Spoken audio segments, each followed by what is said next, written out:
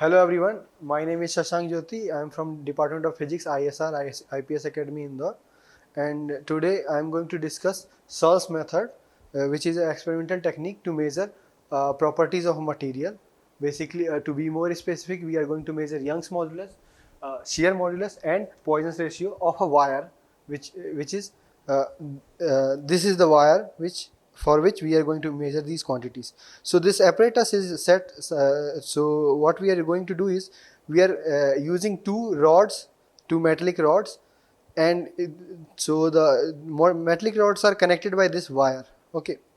So using this apparatus, we are going to measure the properties of this wire. So these two bars are just there to help us measure the properties of this wire, and the whole apparatus is hanged by these two threads. So most of our physics is going to happen on this level, on this plane, and these wires are just there for support. So if we are doing this experiment in let's say zero gravity, then we would not need these wires. We can just leave this apparatus here and perform the whole experiment. So I am just going to just making clear that these wires have no significant use in our experiment. Okay.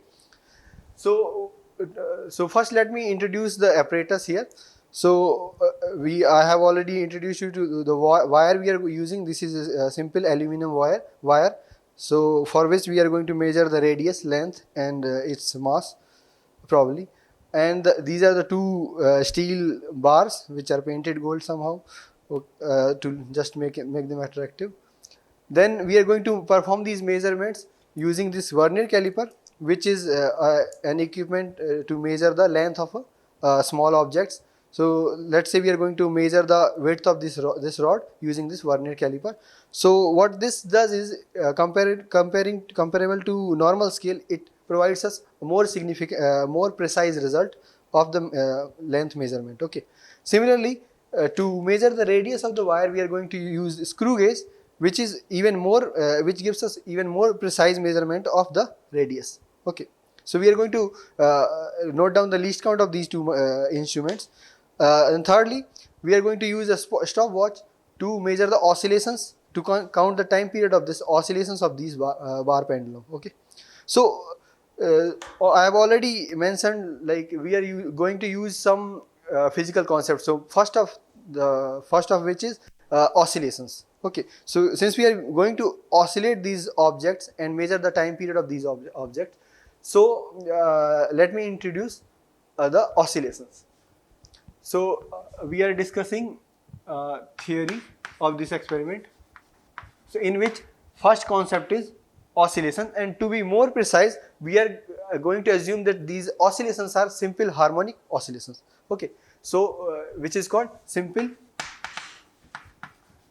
harmonic motion. Okay. So simple harmonic motion, as you may already know, is defined as simply by a force which acts as minus of some constant k into x. So this k is some constant, and x is your displacement from the mean position. So let's say if you have a spring,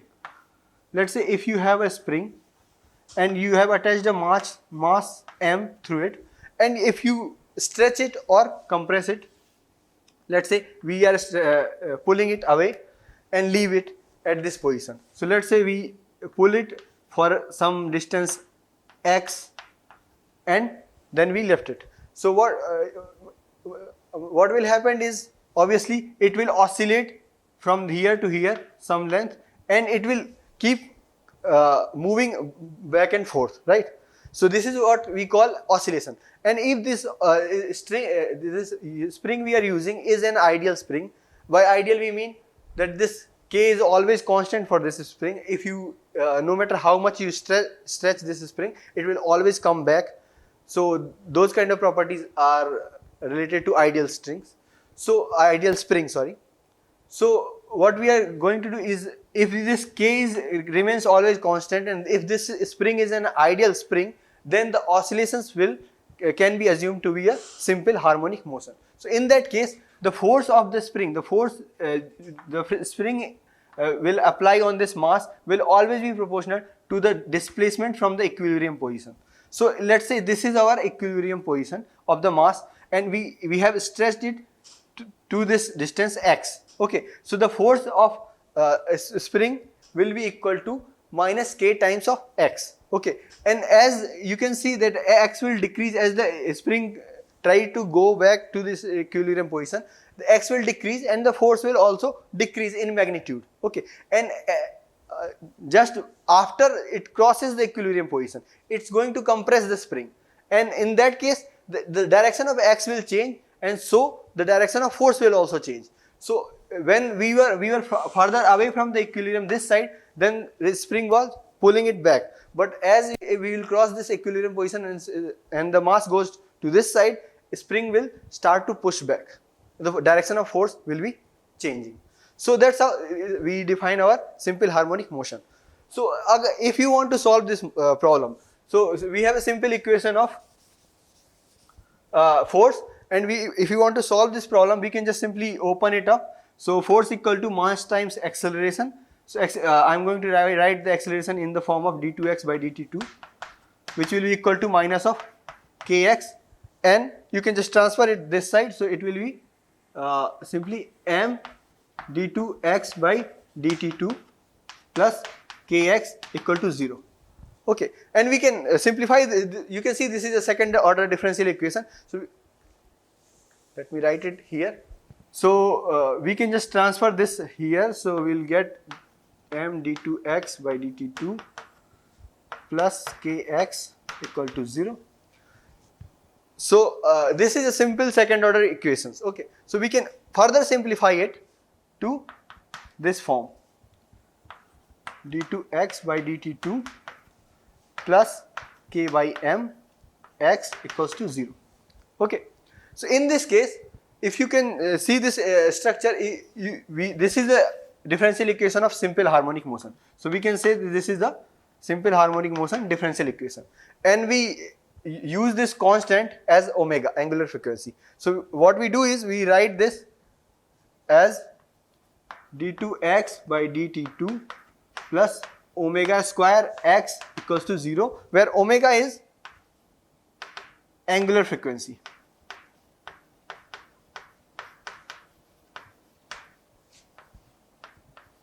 Okay, or angular frequency, which will be given by omega equals to, you can say from here omega square equal to k by m, so omega will be equal to under root of k by m.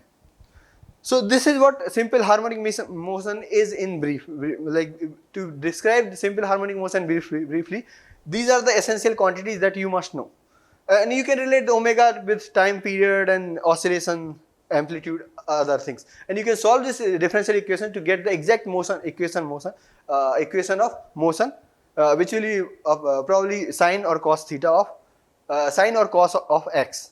Okay, so we don't need to go further back. This is what we need here. And again, one more detail I need to put in is that we are not going to oscillate it in a longitudinal way. We are not using a spring. We are not using a spring which will oscillate a mass up to and fro. We are going to use an angular oscillation. So this will be not going to and forward and backward. Instead, it will be changing its angle. So it's oscillating with an angle. Okay, so we need to derive this whole thing with respect to angular motion. Okay, so I'm going to just change few details here, and it will be we will get the equation with angular oscillations. Okay, so what I'm going to do is this is for linear motion we use force equal to kx. So instead we are going to use, I'm going to rub this off because this is what we need. So instead of k equal to f equal to k by x, we are going to use a rotationary motion or angle, change of angle. So in that case, the force that changes the angle is torque. So we are going to use torque. Tau is the symbol for torque.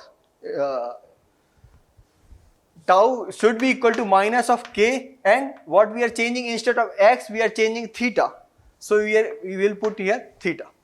So if you solve this, use this equation and solve, just follow the same path to get here, you will simply get here, you will get I times d2 theta by dt2 I is the moment of inertia. If you don't know what moment of inertia is, we will discuss it just after this. So just assume this is equivalent to the mass which we used here. So instead of mass, we are going to use moment of inertia, which is a concept in rotation. Okay, whenever we are rotating something, instead of mass, we tend to use moment of inertia. Okay, it will be equal to minus k of theta, and you can just do the same thing, transfer it back. So you will get, instead of this equation, in case of rotation, you will get dt d2 theta by dt2 plus k by I of theta equal to 0. So instead, what quantities we have replaced? We have replaced theta with x and m with I. So mass is replaced with moment of inertia, and displacement is replaced with angular displacement. Okay.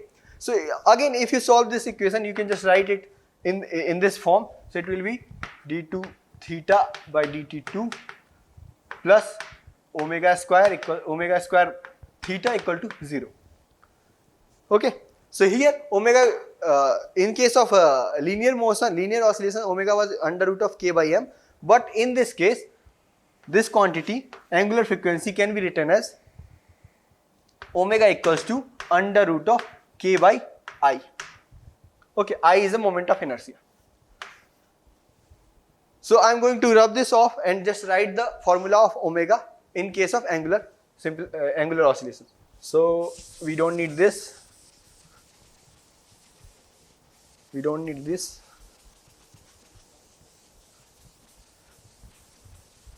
And you need to remember these steps, but we don't usually need this. So I'm going to rub this off. So all we need is this formula.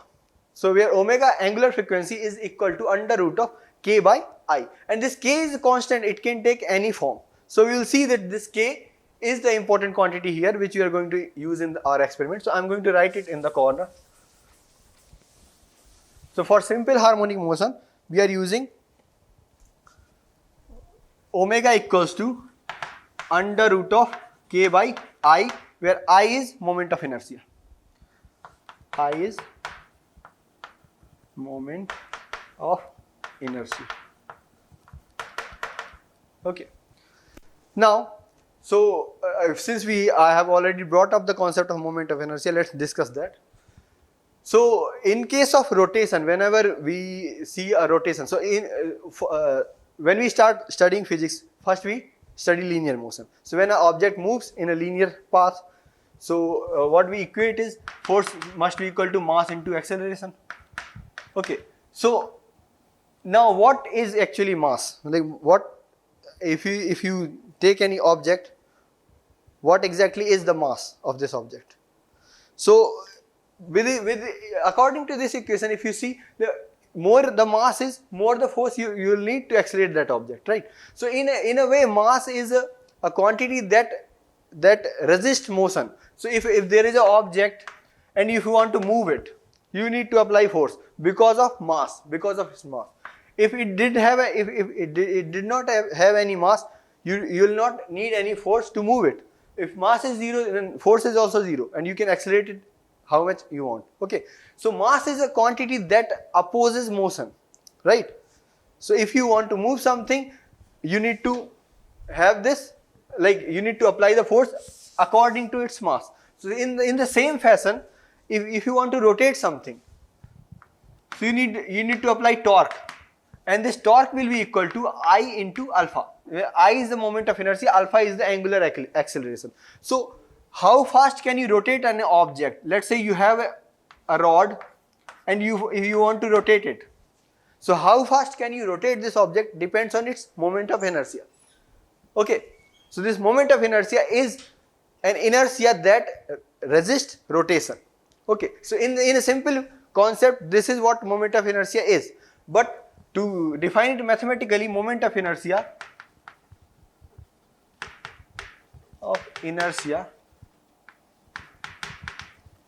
I is given by r square dm integral. So again, if you are confused with this formula, let me define it. So let's say you have an random irregular shaped object. Let's say you have this object, and this object is going to rotate with respect to some axis. So we can always choose our axis. You can rotate it through center, you can rotate it with this axis, you can rotate it like this with this axis. So any rotation, you can choose any axis. Okay, after choosing this axis, if you want to measure its moment of inertia, what you need to do is define a small mass. Let's say this small mass is called dm. Okay, and this is, let's say this is your axis of rotation. So what we are going to do is measure the distance of this mass with respect to this axis, origin. Okay, so this is your axis, and this, let's say this distance is r. Basically the position r vector. So this position is r, and since we are not concerned with the direction here, so we will just take remove the vector sign and take r position. So now you can relate the formula. The moment of inertia of this small mass will be equal to r square dm, and if you want to measure the moment of inertia of whole object, you just need to integrate it throughout the whole object. So this dm is a small mass element, and you can integrate throughout the object to get the moment of inertia of whole object. Okay, so this is what moment of inertia is. So I'm going to write it there.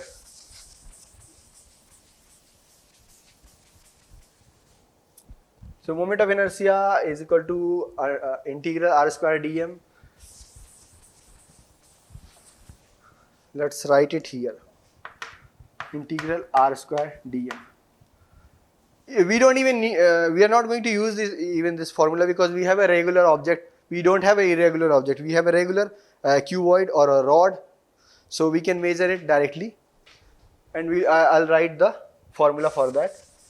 Another thing we are going to use, which is the concept of rotation, is geometric moment of inertia. Okay. So another thing is Ig, which is geometric moment of inertia.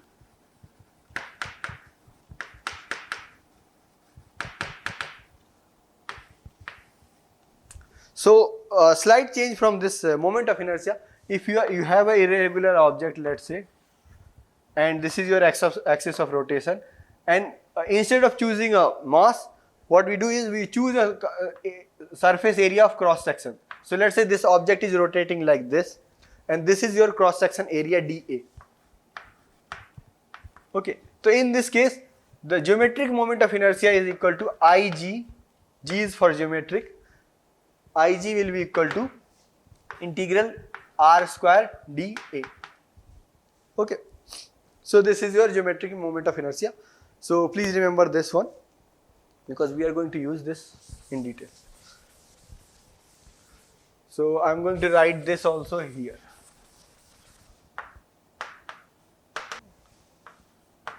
Geometric moment of inertia.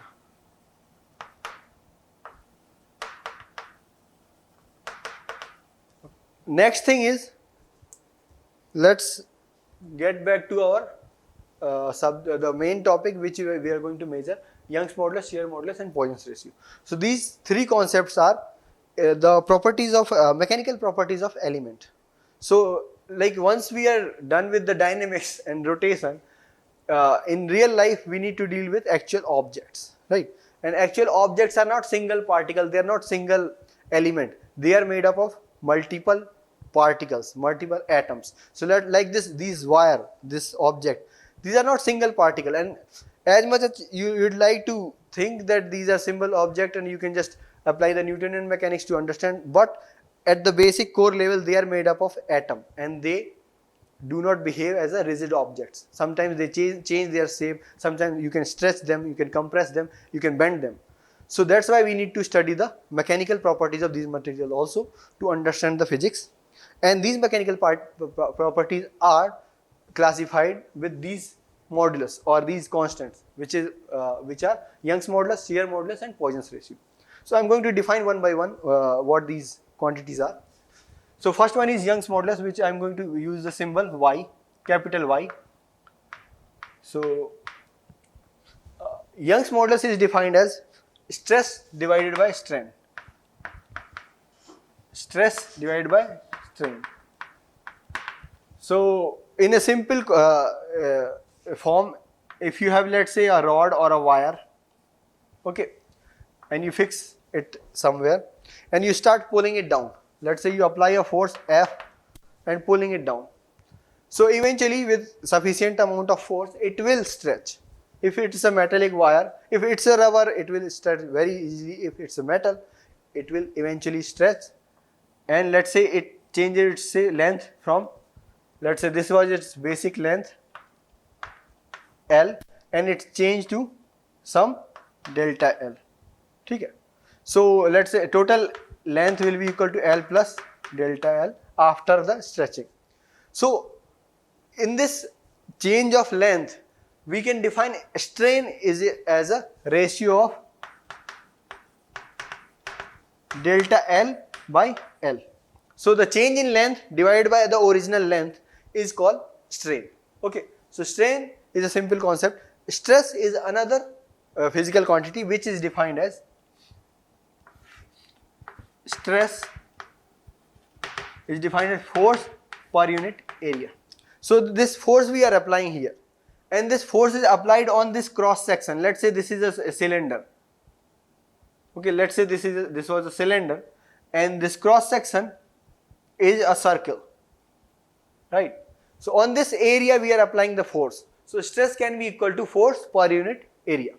So that's how Young's modulus is defined. So I hope you will remember these quantities, stress and strain, which are force per unit area is equal to stress and strain is equal to change in length divided by actual length. Okay. So in this experiment, again we are not stretching some object, we are bending it. We are bending this wire. Okay, this wire is there and we are trying to bend it, we are not stretching it. But bending is somehow related to stretching and compressing. So let's see how. So let's say you have this wire, and for a moment just assume this is a rectangular wire. Okay. Now if I bend it, let's say this is just simple line to guide me. Let's say we bend it somehow, something like this. Okay. So now can you see that I'm drawing a midline? Let's call it A and B. Let's call this corner C and D. Let's this corner E and F. Okay. So now you can see that AB are almost pretty much, the length of AB remains constant, but length of CD, let's say this is A dash B dash, C dash D dash. Okay. So the length of C dash D dash has been increased from CD, right? CD से इसकी length ज़्यादा होगी. If you can do this by this radius. Assume that this is a circle, this is a whole circle, and this is your radius R. Now you can see that more the radius is, more this circumference will be, right? More this arc will be. The length of this arc will be increasing as we increase the radius. So the length of E dash F dash is less than C dash D dash, right? And even length of E dash F dash is less than A dash B dash, and length of A dash B dash is less than C dash D dash, right? So for this you can say that from the line of center A dash B dash, the material above the center line is stretching and material below the center line is compressed. Okay, so we are stretching and compressing at the same time in case of bending. So in this case, Young's modulus should be defined in a more proper way, right? So we are going to define a strain. So strain should be change in length divided by actual length, right? So we want to measure the change. So what we are going to do is we are going to consider any one of these situations, either compressing or stretching. So let's consider stretching. So in this case, stretching length will be equal to C dash D dash minus, we are assuming that AB and A dash B dash are exactly same. The length at the center will not change. So in this case, A dash C dash D dash minus A dash B dash divided by A dash B dash. Okay. So let's assume this angle is theta. Okay. In this case, let's put the values. So we are going to use the formula of arc length equal to r theta, arc equals to radius into theta. So here it will be, let me define the length very clearly. So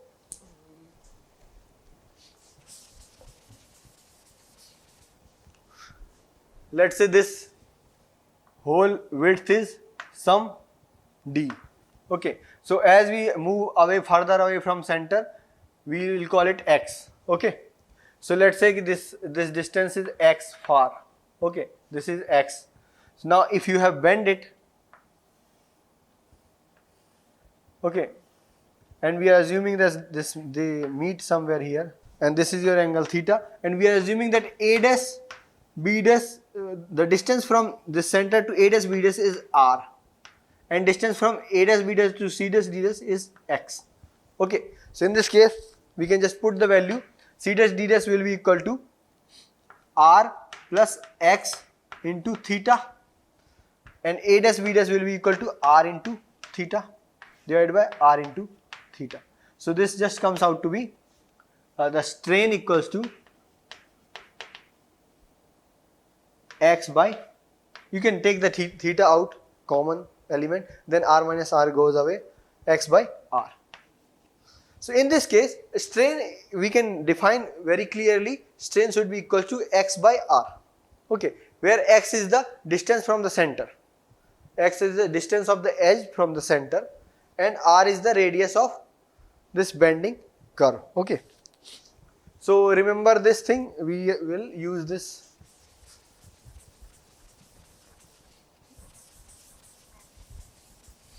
So let's put it here. So in case of bending, we have Young's modulus equal to stress, which I am going to call just S, stress for S, and divided by strain, which is X into R. R will go up in the numerator. So you can just measure here that your stress will be equals to Young's modulus into X divided by R. Okay. So I hope this is clear to you. Next concept is shear modulus. So we will use this formula again. Let me just define shear modulus in briefly. So shear modulus can be, the symbol we use for shear modulus is eta, and this is simply defined as the tangential stress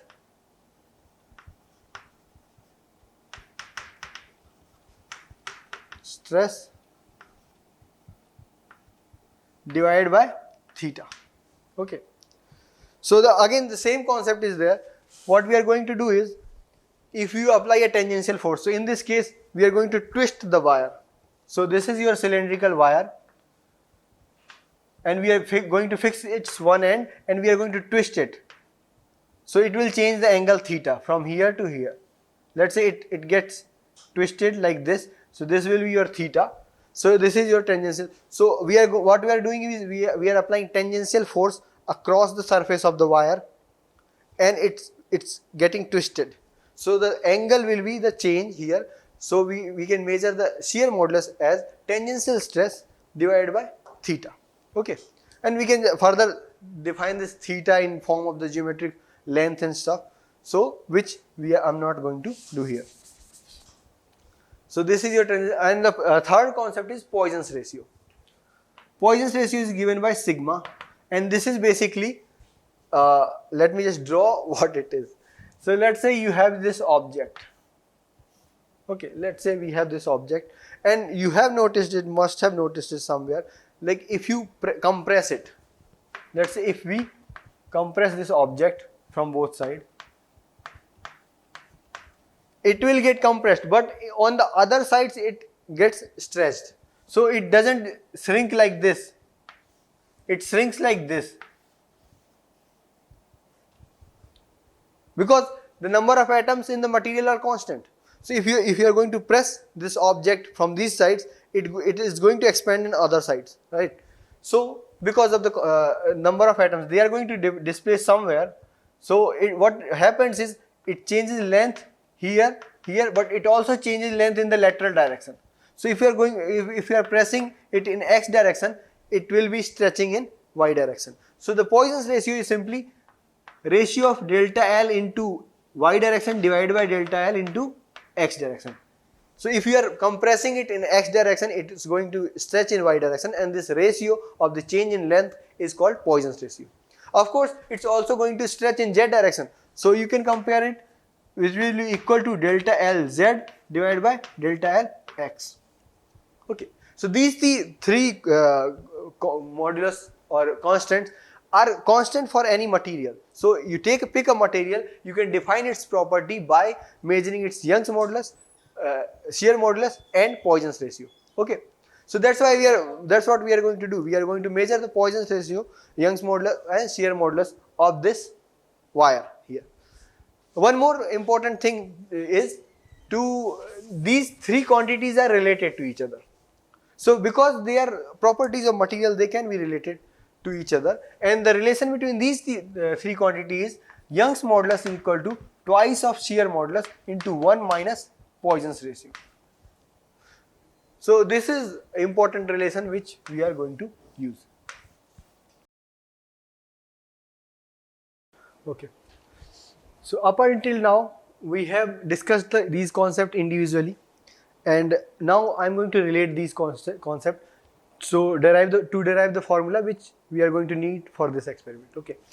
So we need Young's modulus.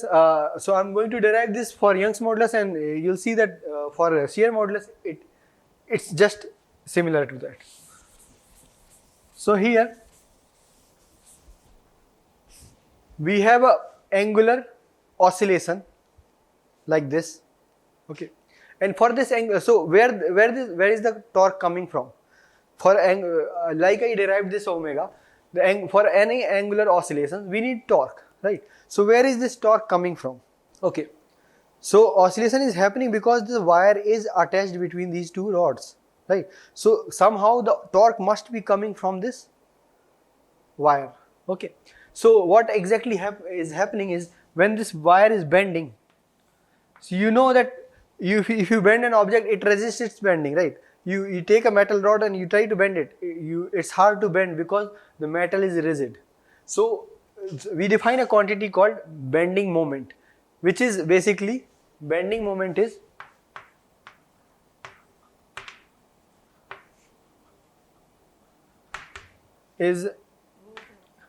resistance in bending. So if you try to bend any object, it's going to resist its bending, and that can be quantified as bending moment, or we call it M equals to F into R. So it's a dot product, it's a scalar quantity. But if you match the units, it's equal to torque. So that's how the torque is coming from. That's where the torque is coming from this bending moment. So we can relate this torque, which is actually oscillating these rods, with this bending moment. Okay. So let's derive this bending. What is it going to be? So F can be written as stress into area, right? So F, we are going to write it F as stress into dA, force into, because stress is equal to force upon area, so we can write force equals to stress into dA, and R. So we can basically write this, and I am going to relate this S with Young's modulus. Okay, so stress will be equal to Young's modulus into strain. So here we can write it as strain into Young's modulus Y into R dA. And now if you remember, I measured the strain for this bending is equal to, strain equals to it was X upon R. Okay, so this quantity X and this R, small r, are actually same thing. These both R or X are exactly the distance from the center. Okay, so if this is our cylinder, this is a cross section, so the radius and the distance from center is same thing. So I'm going to replace this X with R. Okay, so now if we put the value of strain here, we simply get r square divided by capital R. So this is your bending moment. Okay, and now if you remember, I had defined that geometric moment of inertia is nothing but integral r square dA. Okay, so this can be replaced as, if you integrate it, this can be replaced as, so I am going to write it simply as yIg divided by r. Okay, where r is the radius of this bending. This is your r. This is your r. Okay, so this is your moment, and this is will be equal to the torque. So I am going to equate this moment with the torque. Okay, so let's equate this. We don't need these now, and I am going to write this relation again, so I am going to rub it off for now. So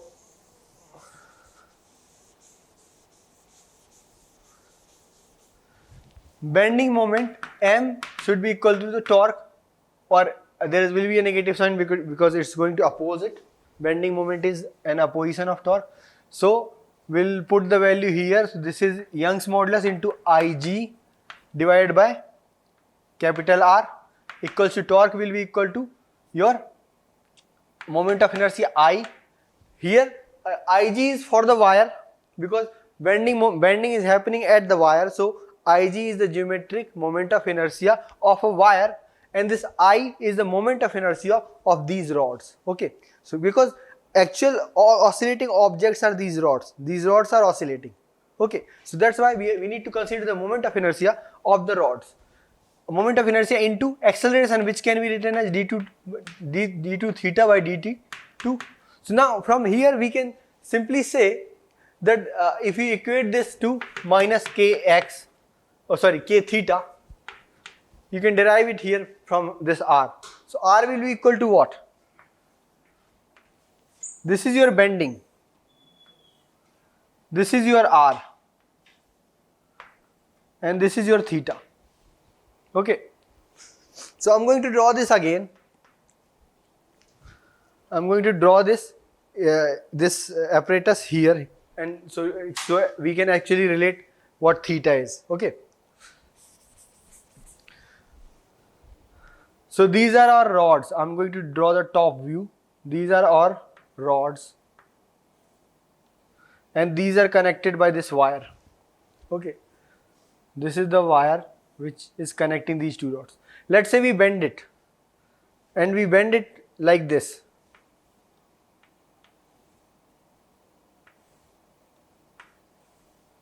So wire will be something like this, and if you want to measure the radius of this bending, you can just simply extend these two objects, and this will be your theta, right? And this theta is exactly what this rotation is happening at this theta, or to be more precise, this is exactly equal to theta by 2. But in case of oscillation, we can just ignore this, and we can just put it here. R equals to this length, arc length, which is the length of the wire, into theta, divided by theta.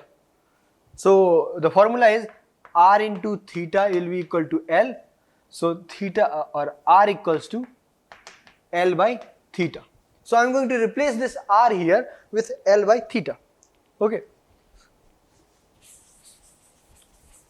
so we will get yIg L, and theta will be in the numerator. So now if you compare this, d2 theta by dt2 equals to minus k theta. So here k is equal to this factor, right? There was a minus sign here, so I'm going to put the minus sign here, this minus is transferred here. So now minus k is equal to minus of yIg by L. So this is our constant. Okay, this is our constant, and I'm going to write this equation like this. I can be transferred here, this capital I can also be transferred here, and this equation will become d2 theta by dt2 plus transferring, so this minus will become plus. Yig divided by Li, this I, into theta equal to 0, and this is your exactly omega square. So from here we get omega square equals to Yig by Li, and from here you can just relate it to time period. So time period equals to 2 pi by omega equals to 2 pi under root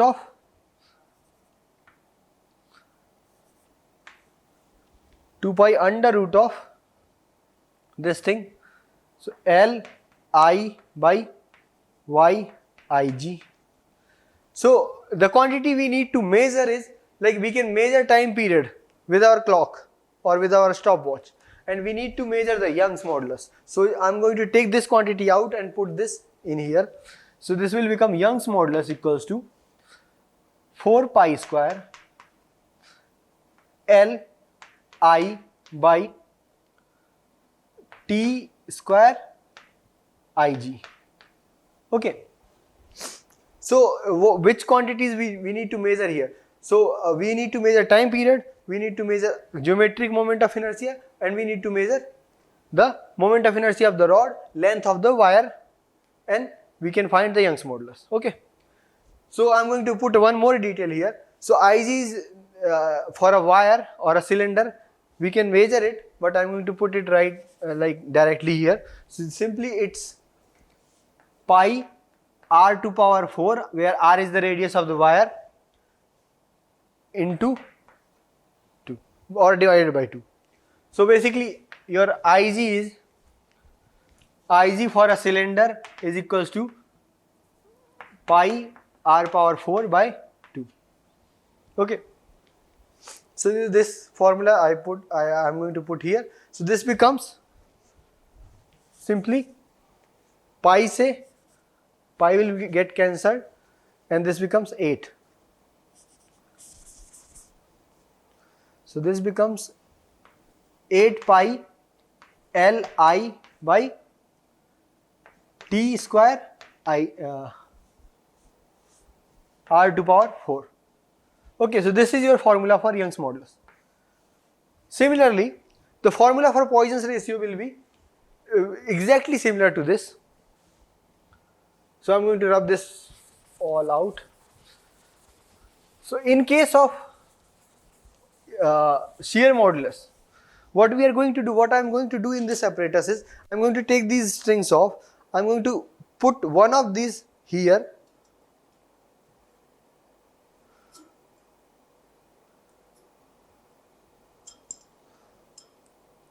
and I am going to twist the wire by twisting this rod.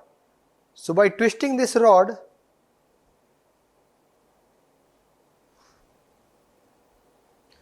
I am going to twist this rod like this. So it's going to oscillate in an angular form, but actually it's twisting the rod.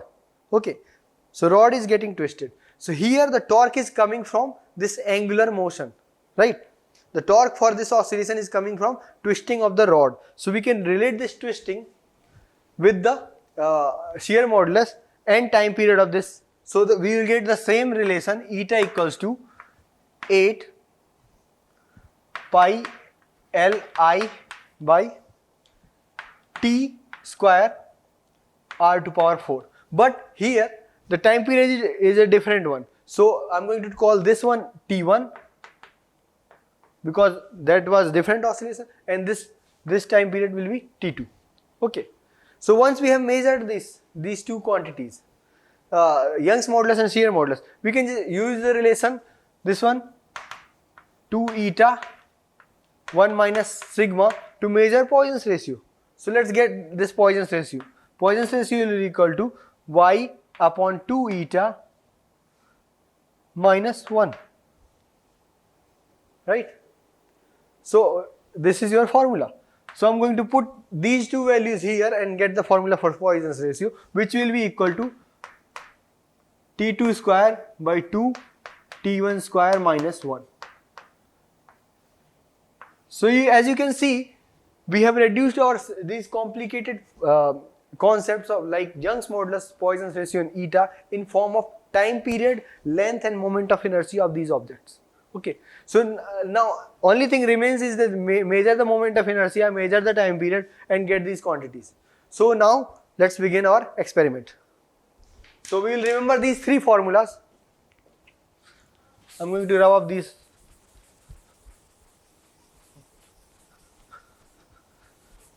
So all we need to remember is these three formulas, but you need to always know and remember that from how are they derived. Okay, so you always need to remember how many concepts we are using, how many quantities are involved in this measurement. Okay, so that's why I have discussed all these quantities like simple harmonic motion, moment of inertia, rotation, and then your Young's modulus. So Young's modulus is given as 8 pi L I by T1 square into R to power 4. So I'm going to define the quantities again, which quantity is what. Poisson's ratio is, shear modulus is equal to 8 pi Li by T2 square R to power 4, and Poisson's ratio is equal to T2 square by T1 square minus 1, 2T1 square minus 1. So here, let's say L is the length of wire,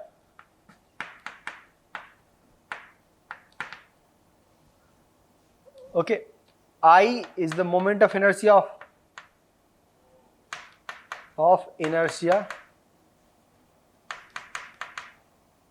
of rod. So both rods are identical. You can measure moment of inertia of any one of them and it's same. R is the radius of wire, radius of cylindrical wire. Time period T1, T2 are T1, T2 are time periods.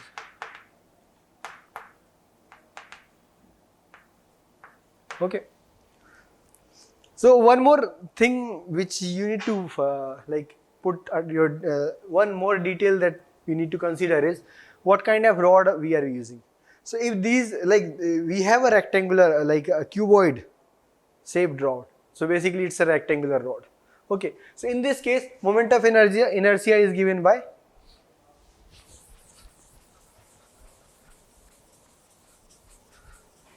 moment of inertia for a rectangular rod can be given as I rod equals to 1 by 12 L square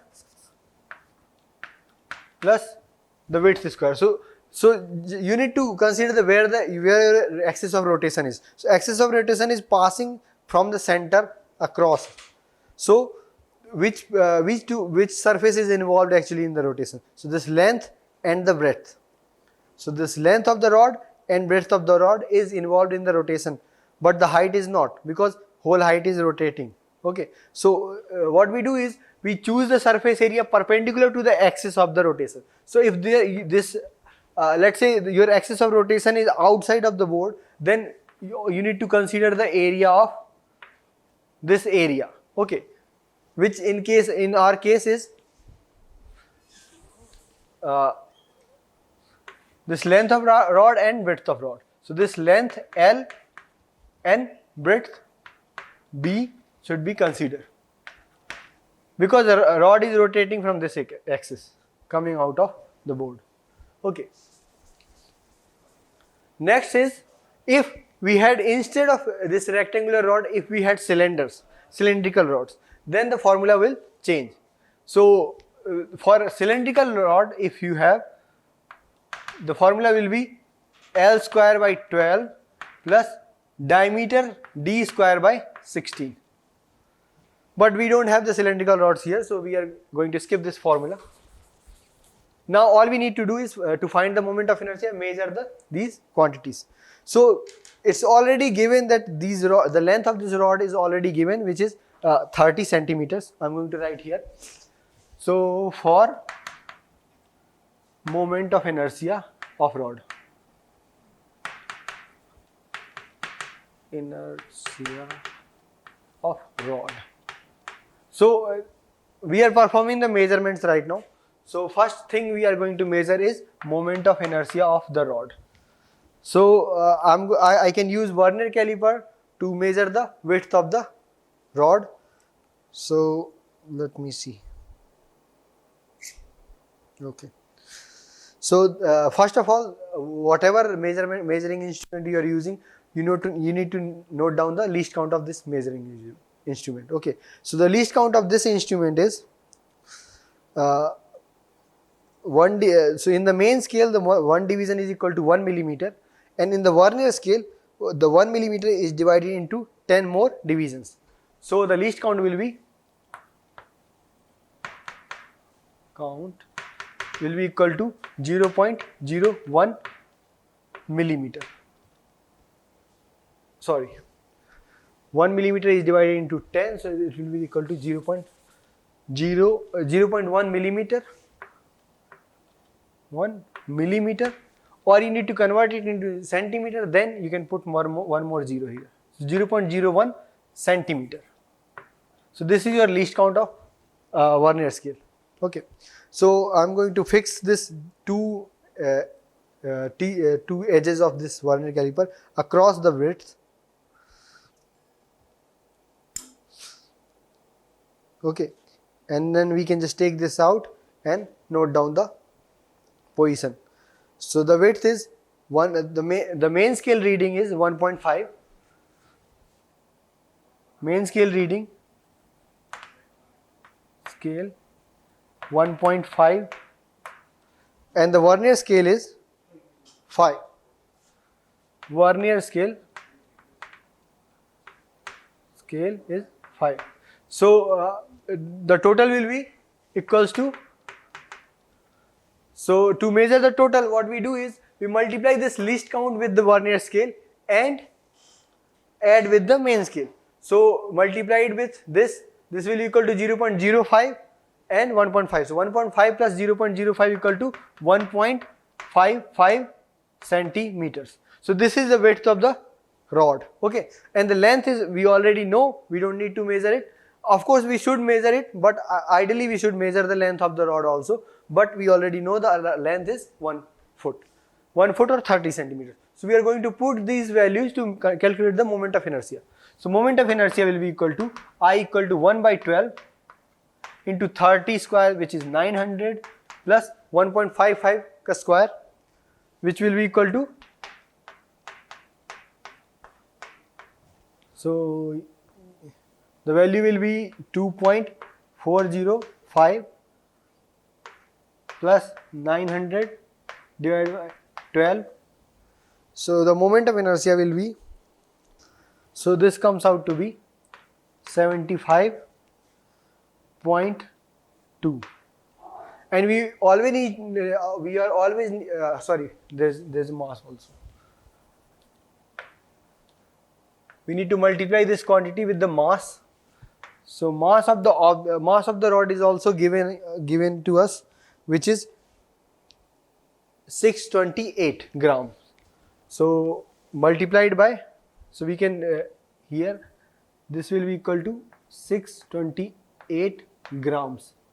So also if you need to change this quantity into SI units, which will be equal to kilograms, so you need to multiply it with 10 to the power minus 3. So I am going to rub this off here and do the calculations to get 628 into 10 to the power minus 3 divided by 12, or just multiplied by 75.2. So which will be equal to, this is your moment of inertia of the rod. IR will be equal to 47.225, and we always need to remember the unit of the quantities. Okay, because without the unit these numbers mean nothing. So the SI unit will be kg for mass, length square should be meter square. So kg meter square, sorry, kg into centimeter square. So we have taken the quantities into centimeters, so this will be centimeter square. Okay. So this is our moment of inertia of the rod. So we can put this value down, and now we can what we need to measure is the length of the rod, length of the wire. So to measure the length of the wire, which is actually exactly 1 foot, 30 centimeter. So it's given already, but ideally we should measure the length of the wire also, but we are assuming that it's small l equals to 30 centimeter, and the radius of the wire, which we are going to measure here with the help of screw gauge. Okay, so with the help of screw gauge we are going to measure the radius of the wire. So what we do is, for more accurate result, we measure the radius of the wire at 3 different positions. Okay, so first we need to note down the least count of this screw gauge, which is 0.01 millimeter. Okay, so 0.01 millimeter means the least count of screw gauge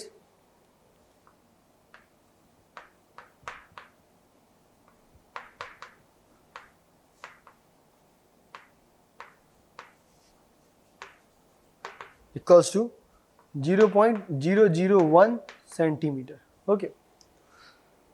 Now to measure the radius of the wire, what we do is we unscrew this object, there is a gap created, and we put the wire in between and then screw it back unless it's tight around the wire.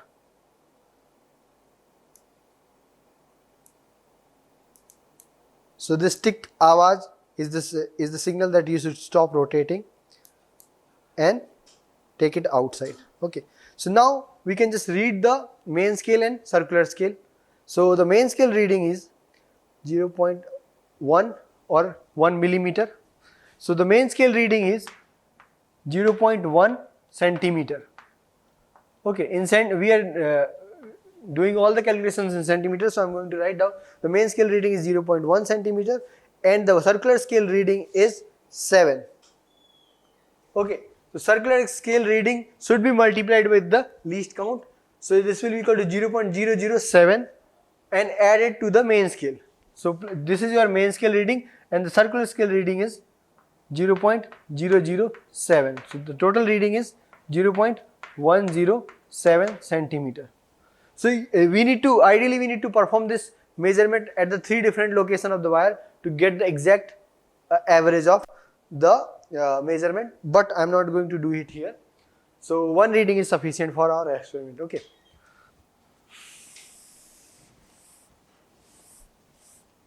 So we have calculated measure the quantities I.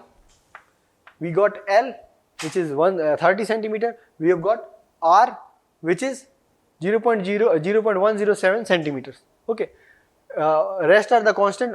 All we need to measure is T1 and T2, right? So T1 and T2 we are going to measure by oscillating the object and counting the time with this stopwatch. Okay. So for to avoid the human error, what we do is instead of counting one oscillation, time period for one oscillation, we count the time period for 20 oscillations or more oscillations, and then we divide it by the number of oscillations to take the average time period. So this way we can avoid the human error, which is basically that sometimes I can be delayed in stopping our stopwatch or in starting the stopwatch. So these errors can be minimized by repeating the experiment multiple times. Okay. So here's so first we are going to measure the T1 by oscillating these rods horizontally. So I have my stopwatch here. What I will do is, as I'll leave this rods, I'll start the timer. 1, 2, 3, 4, 5, 6, 7, 8, 9, 10, 11, 12, 13, 14, 15, 16, 17, 18, 19, 20. So in 20 oscillations I have measured the time, which is 17 seconds 17.15 seconds. Okay. So I'm going to repeat this experiment once more to get the exact to take the average. So for this For T1 first measurement we get 17.15 for 20 oscillations. Seconds,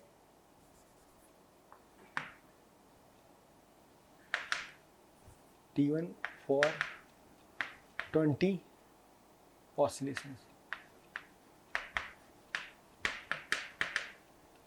Okay, so let's repeat this once more. So I'm going to reset my watch and start it with the oscillations. Okay, 1, 2, 3, 4, 5, 6, 7, 8, 9, 10, 11, 12, 13, 14, 15, 16, 17, 18, 19, 20. Okay, so this time I've got 15. So you can see that there is some error. Okay, because so this time I've got 15.53 second.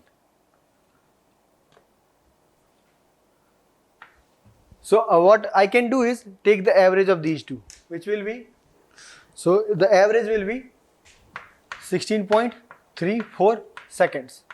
So this is the time average for 20 oscillations. What we need to do is divide by the 20 to get the time period for one oscillation. So what we do is we divide this further with 20 oscillations and we get time period T1 equals to 16.34 divided by 20 oscillations will be equals to 0.817 second. So this is our T1. Okay, so what we need to do, you put this value T1 in there and you can measure the Young's modulus. Next, since we are measuring, doing our measurements, let's measure the T2 also, and then we can just do all the calculations after this. Okay, so to measure T2, I'm going to fix one of the rod in this hinge, and now what I need to do is, ideally these threads should be cut off, but I'm going to leave them there right now.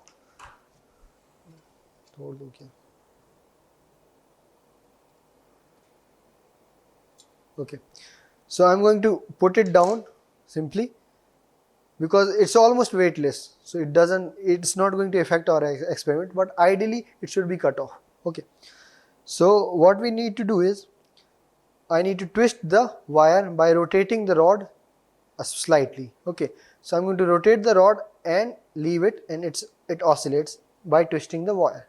So to measure the time period, I'm going to count from 1, 2, 3, 4, 5, 6, 7, 8, 9, 10, 11, 12, 13, 14, 15, 16, 17, 18, 19, 20. So it took 22 seconds, 22.65 seconds. So again for T2, so we need to leave these quantities here. I'm going to rub this off because we already know what these quantities mean. And let's say for T2 with 20 oscillations.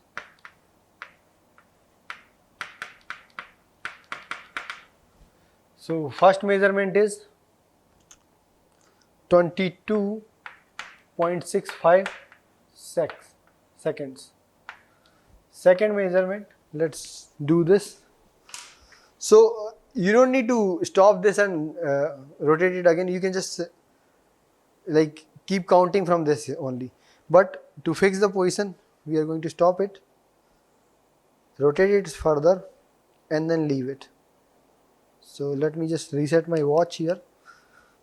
Okay. So 1, 2, 3, 4, 5, 6, 7, 8, 9, 10, 11, 12, 13, 14, 15, 16, 17, 18, 19, 20. So again, so this time our measurement was pretty close. So the reading is 22.57 seconds. Okay. So although the reading are close, we can still take the average of this. So this will be almost equals to some 22.358. So 61. This is your average, and we need to divide it with 20 oscillations. So T1, T2 will be the value of T2 is, I'm going to write the value T2 here, which is equal to 1.13 seconds. Okay. So now all we need to do is put these values in the formulas and get the value. So simplest one is Poisson's ratio, which was Poisson's ratio was T2 square by 2 T1 square minus 1. So let's calculate this value first. So I've got the values T1 equals to 0.817, T2 equal to 1.13. I'm going to put these values here, and I've calculated the value. So we get the Poisson's ratio equal to, we get here 0.04. Okay. So the value of Poisson's ratio for this wire is 0.04, and the unit should be equal to, so this quantity is basically unitless because we are taking the ratio second square divided by second square. 1 is just a number. So this quantity is unitless, and the value is 0.04 for this wire. Okay. Now to measure the Young's modulus and Poisson's ratio, Young's modulus and shear modulus, I am going to rub this off and just keep the values T1 and T2.